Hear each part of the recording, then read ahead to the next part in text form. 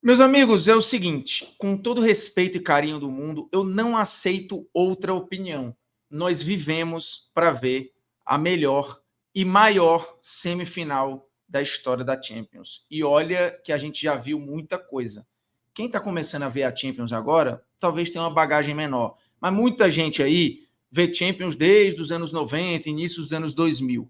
E nada se compara ou pode se comparar a esse Inter e Barcelona, tanto na ida quanto na volta. O que torna o que a gente viu mágico, inesquecível, épico. E aí, enquanto roda a vinheta, você procura mais adjetivos, porque eu esgotei minha cota. Nunca pensei em ser perfeito, mas vou correr pelo direito. Fala, moçada, beleza? O Bruno Formiga na área, nada mais convidando você a se inscrever no canal, a tocar na notificação, a deixar o seu like, a deixar o seu dislike, a comentar o conteúdo, a compartilhar o conteúdo nos seus grupinhos de WhatsApp, porque pode gritar para todo mundo ouvir. 1. Futebol é a maior invenção do homem. 2. Essa foi a melhor semifinal da história da Liga dos Campeões da Europa. Em todos os aspectos. E não só a melhor do ponto de vista técnico, de bom jogo, de trocação, de entretenimento. Foi a maior por tudo que envolveu, pelas viradas, reviradas, pelo placar agregado de inacreditáveis 7-6. É uma loucura o que a gente presenciou e viu e transmitiu e consumiu tanto em Montjuïc, em Barcelona, quanto no San Siro, em Milão. É um negócio, assim, inacreditável, que dá a impressão que a gente estava vendo um roteiro pré-estabelecido, um documentário, um filme, algo de ficção. Mas não. Eram Inter e Barcelona se negando a desistir e se negando a mudar uma palha do seu estilo de jogo, o que torna essa semifinal mais legal ainda. Eram dois estilos antagônicos, dois estilos que pensam futebol completamente diferente, e cada um, tanto o Inzaghi quanto o Hans Flick, cada um aplicou de maneira muito bem feita aquilo que ele entende ser a melhor forma de jogar futebol. O Inzaghi não abriu mão de nada do seu modelo e o Hans Flick não abriu mão de nada do seu modelo. E aí são aqueles ambientes de temperatura e pressão ideais para um jogo desse tamanho. Os dois executaram isso muito bem. Ofensivamente, de controle, de posse de bola, de volume, o Barcelona fez isso, correu seu risco insanamente o jogo inteiro, com a linha absolutamente alta e exposta.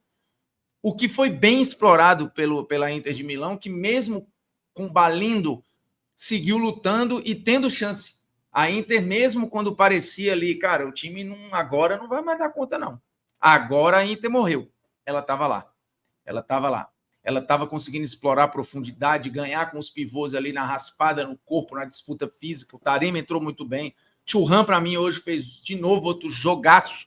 Já tinha sido o melhor em campo contra o Barcelona na Espanha e voltou a ser um dos melhores em campo dessa vez em Milão. É obviamente que o Sommer foi o melhor em campo. Sem ele, a Inter não teria se classificado. O Sommer fez pelo menos 4 defesas decisivas, absurdas e dificílimas.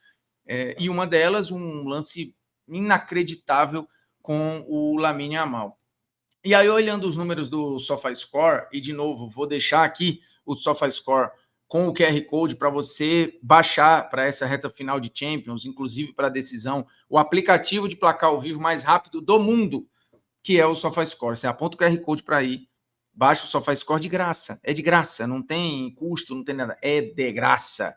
E aí o link também está na descrição do vídeo. Cara, a gente está vendo aqui uma posse de bola geral no confronto de quase 71% do time do Barcelona, um pouco mais de 71%, contra pouco mais de 28% do time da Inter de Milão. Grandes chances, foram 13 no confronto, 7 para o Barcelona e 6 para o time da Inter de Milão. Inacreditáveis 61 finalizações, sendo 29 no gol, ou seja, quase metade das finalizações no alvo. É um índice de acerto, de aproveitamento muito alto. Por isso que eu disse, os dois times executaram as suas propostas muito bem, o que tornou o jogo essa insanidade. Do lado da Inter, valeu todo o sacrifício para ter o Lautaro. Ele é fundamental. Você pode falar que na temporada o Sommer, o Bastoni, o Çalhanoğlu e outros, o Dumfries, o Thuram, que fez o início de temporada brilhante. Tem muitos caras para serem importantes para a Inter, mas a maior bandeira é o Lautaro.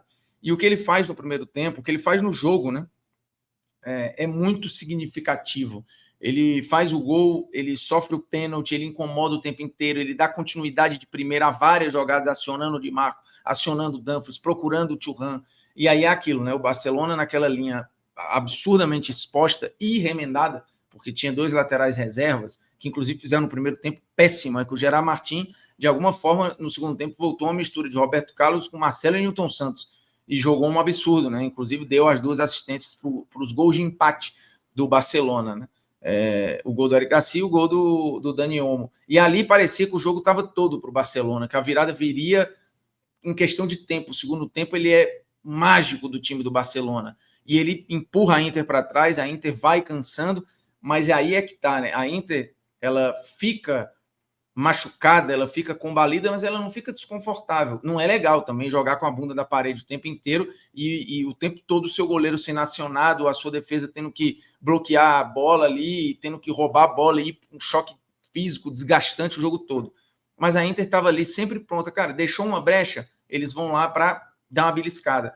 Deu problema, vai lá e belisca de novo. Mas vem a virada do Barcelona com o gol do Rafinha, faltando 3 minutos para acabar o jogo. Numa reta final em que o Barcelona pressionava, a linha da Inter, em alguns momentos, ela foi tentando, e aí é o efeito Yamal, né, que segurava no mínimo 2 marcadores, às vezes 3, e isso vai criando um efeito dominó. Alguém vai estar livre, e esse alguém, no finalzinho do jogo, era o Rafinha. A primeira finalização dele não dá certo, a segunda de direita, gol. O Rafinha, que eu até falei no Twitter, e repito aqui, eu genuinamente acredito nisso. O Yamal, ele é o melhor jogador do Barcelona. Isso é inegável. Basta ver os jogos, você vê o impacto do Yamal. É outra parada, assim. Ele está num outro nível. Mas o jogador mais decisivo do Barcelona na temporada ainda é o Rafinha. Ele apareceu em basicamente todos os momentos que o Barcelona precisou. E aí você vai falar, mas o time rodou. O time foi eliminado. É isso, acontece.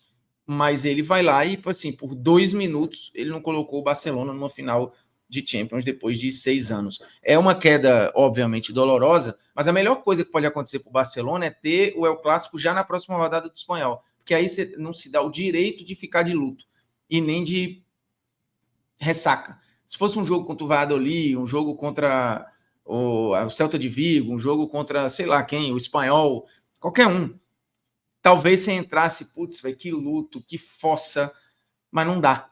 Não dá, porque você tem um jogo que, ao mesmo tempo, você vence e mantém e aumenta a vantagem na liderança do Espanhol e meio que dá uma matada no Real nessa reta final ou deixa muito mais distante o Real Madrid dessa briga pelo título e você fica ali numa situação muito confortável. E não é nada, a primeira temporada do Hans Flick com um elenco muito jovem, e ainda é uma reconstrução do Barcelona, ganhar 2 títulos, Copa do Rei, Campeonato Espanhol, e sem contar a Supercopa, né? Seriam 3. Não é nada mal, é excelente. Mas a dor dessa eliminação, ela vai perdurar muito tempo, porque os caras vão remoendo para casa, assim, aquele lance, aquela bola que o Sommer pegou, o detalhe do poderia ser pênalti no Yamal, por 1 centímetro não foi, por um vacilo do Cubarsí, ele poderia não ter feito o pênalti. O gol do 3-3 tem uma série de vacilos, inclusive o De Jong tirando o pé numa dividida no meio campo, o que gera todo o problema lá para frente. Então, assim, cara, é aquela parada de acidente de avião, né? Você vai olhando, putz, é um parafuso aqui, é uma temperatura aqui, é um erro do piloto ali, o avião cai. É o terceiro gol da Internazionale contra o Barcelona, que tem todos os méritos. A gente não fala aqui só de um Barcelona que foi eliminado, porque não foi. Foi a Inter que se classificou. E é um time que faz isso a temporada inteira. Vivia o seu pior momento? Vivia o seu pior momento. Mas é um time de uma força física, mental, tática enormes. E desde que o Inzaghi assumiu, é assim. Essa Inter é melhor que a Inter que foi finalista em 23. E sim, em 23, a Inter chegava à final contra o City, badalado, do Haaland e tal, de tríplice coroa, da busca, né, por tríplice coroa do Guardiola. Ali ela chegava como um azarão, como uma equipe que que claramente não era a favorita. E ok, a Inter não era projetada para nem estar na final naquele ano. Agora é diferente. Na temporada passada, a Inter já jogou melhor do que a finalista, e essa é um pouco do somatório das duas Inters, né? E chega à final com todo o merecimento, num outro lugar agora. Não é lugar de azarão, não é lugar de, não é favorito. Seja contra a Arsenal, seja contra a PSG, essa Inter de Milão olha no olho. E assim, é no mínimo 50-50. No mínimo. Dependendo do jogo, eu diria assim, se é contra o PSG, eu acho que assim, é muito pau a pau, é 50-50, talvez ali uns 52-48 por PSG, assim, mas um detalhe.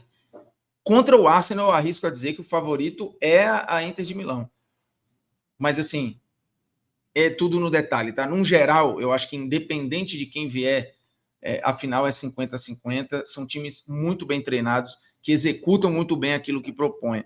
A Inter, ela, óbvio, deve ao Sommer, que teve talvez a maior noite da carreira dele, terminou o jogo chorando. O Sommer foi contratado, passou um bom tempo no Borussia Mönchengladbach, indo bem, tem uma passagem pelo Bayern que é importante porque ele vai para substituir o Neuer e acho que faz isso bem. Não acho que o Sommer seja um goleiro de primeiríssima prateleira, mas ele é muito bom.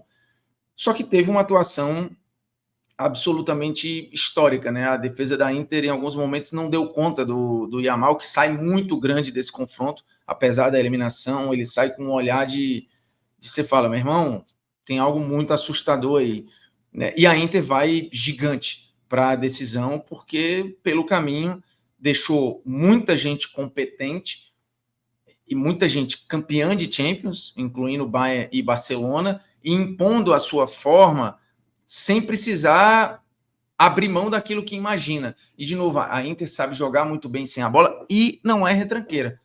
Tá? Um time que faz 7 gols no agregado não pode ser chamado de retranqueiro e já tinha feito uma atuação ofensiva bem interessante contra o Bayern de Munique. Então, assim, a Inter sabe se defender.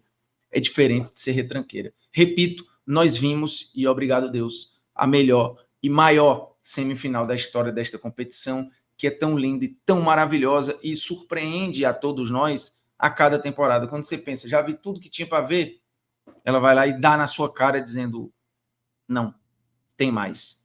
E teve. Vou descansar agora.